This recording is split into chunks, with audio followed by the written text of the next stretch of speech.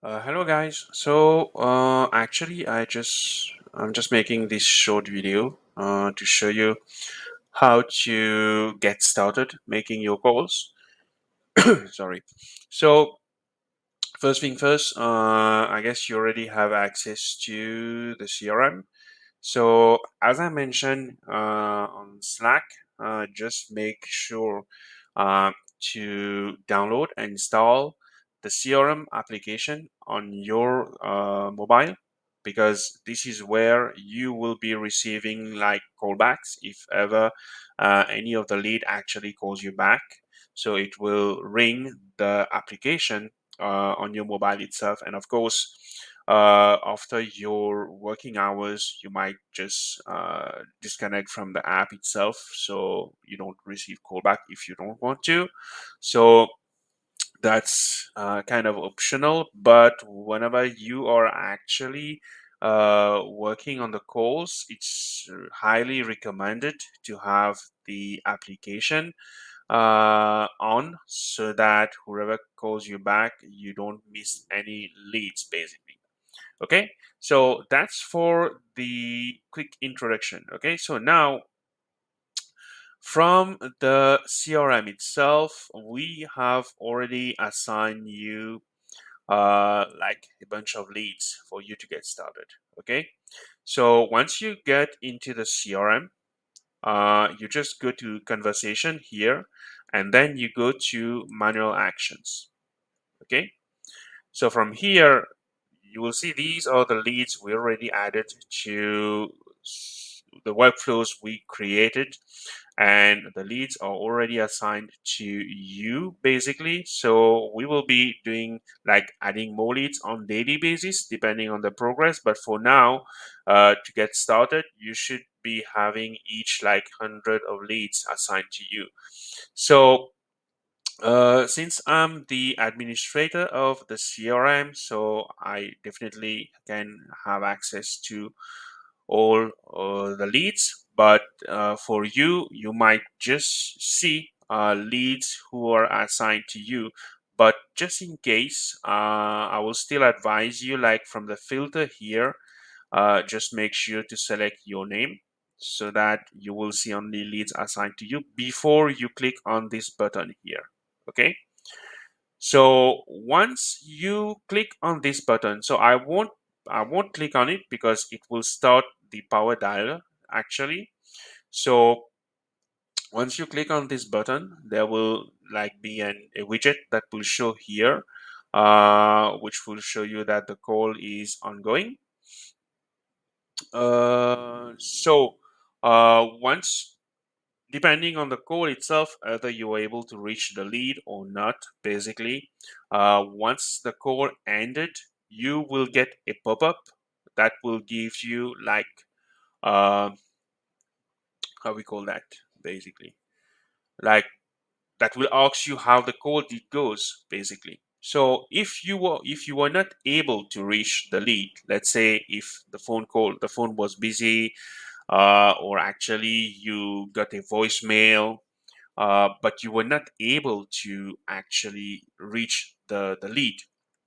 Okay, so you will have the option to just select one of the options that will show up. Based on this option, let's say you were not able to reach the lead itself, what the CRM will do is that we created several triggers, several automation, like for the setters automation. Like we have like dialing first, second, third, fourth, fifth, and like based on our own experience, we know that it's always good to have at least like let's say 4 to 5 calls. And then we just abandon on after the 5 call itself if we are still not able to reach the lead basically. Okay, so depending on the calls itself, let's say to get started, you will see now, right now, there are 200 in the dialing first call itself. There are 200 leads there, which means that 100 for you, Erkan, and 100 for you, Kigan. So like 200 altogether. Let's say today you make the 100 calls, out of the 100 itself, you are not able to reach like 70 of them. What will happen is that from the opportunities here, okay, the 70 that you are not able to reach will move to this second column, okay. That is like the first call itself, which will be today, depending on whoever you were not able to reach. So they will show up here. And then tomorrow, again, when you will be doing the call, we will be adding 100 more leads, let's say tomorrow, for example, but still the one that you were not able to reach will get back into the queue itself, so that tomorrow you will get, like, instead of 100 you will be getting like 170.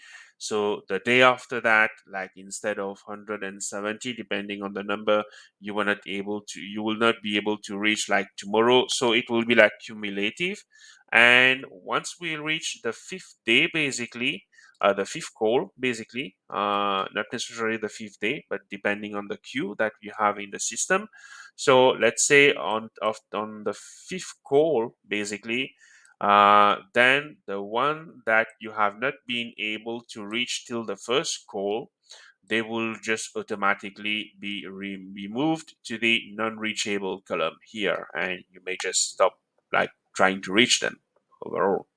Okay, so that's uh, for the pipelines and the columns, and just in case you are not able, like, you reach the lead and they are not interested, so obviously you need to move the lead basically manually into this column here, not interested.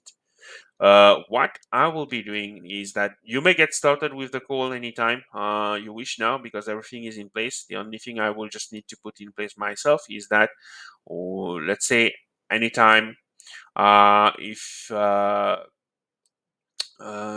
you move any lead into this column, actually it will just remove the lead from all the other workflows, but that is fine, because whatever happens, like, it will just trigger only if the call actually is like, if you are not able to reach the call. But if you are able to reach, that is, the call has been confirmed, let's say, yeah, you are able to reach the lead on the call, and whatever the outcome of the call, but actually uh, you were able to reach the lead. So you within the options that you have at the end of the call, like I just mentioned at the beginning, like you have voicemail, busy, or whatever, and you will have another option which will be completed, which means that the call was successful.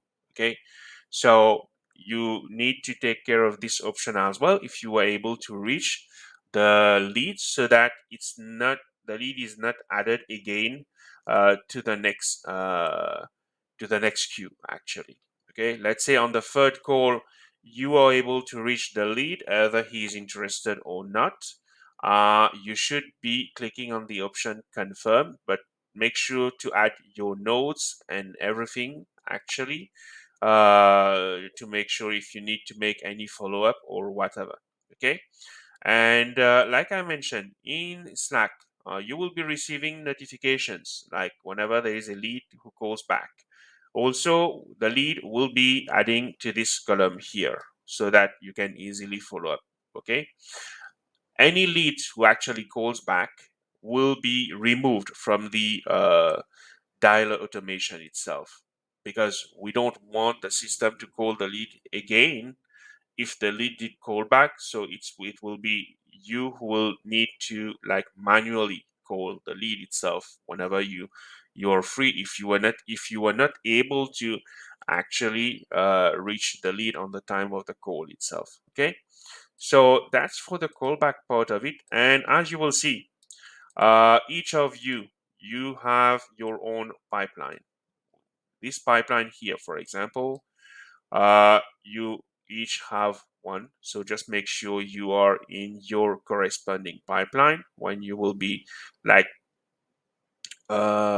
dealing with leads who are actually under these different columns. Okay, each lead actually is tagged and assigned to you. So there's no way that any of you actually can take any other leads, basically, because these are separated through tags and assignment itself.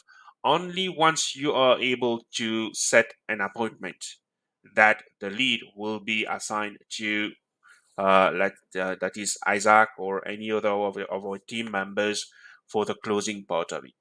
Okay, but from the pre prospection itself till the appointment booked, so the lead will be assigned to you, and even after the lead is like there's an appointment booked, your tagged your name itself will still be assigned to this lead. So there is no way we won't be able to know that it's one of the lead that you actually did set an appointment.